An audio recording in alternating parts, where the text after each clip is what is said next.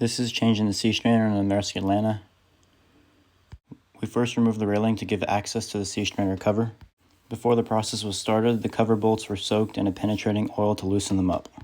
While removing the cover, we were all wearing eye protection because oil was flying off the bolts as they were being removed.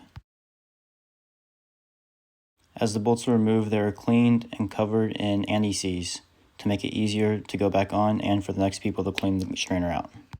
Multiple chain falls were used to lift and move the cover safely out of the way.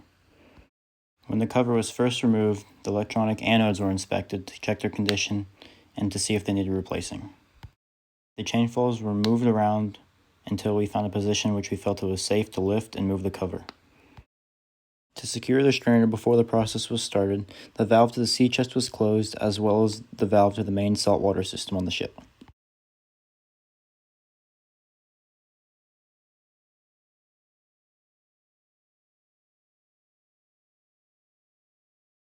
The anodes that are inspected are the 4 objects that are hanging down from the cover below.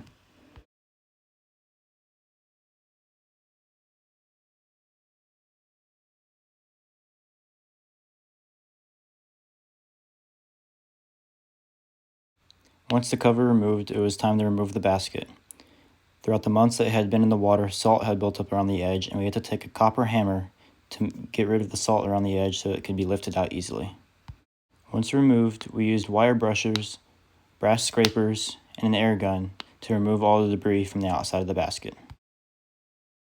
Here you can see the air gun being used to remove all the loose debris from the outside of the basket. Once the basket was free of debris, it was put back in the same order that it was taken out. Once the bolts were in, the strainer was put back into service by opening the sea chest valve and the valve to the main sea water system.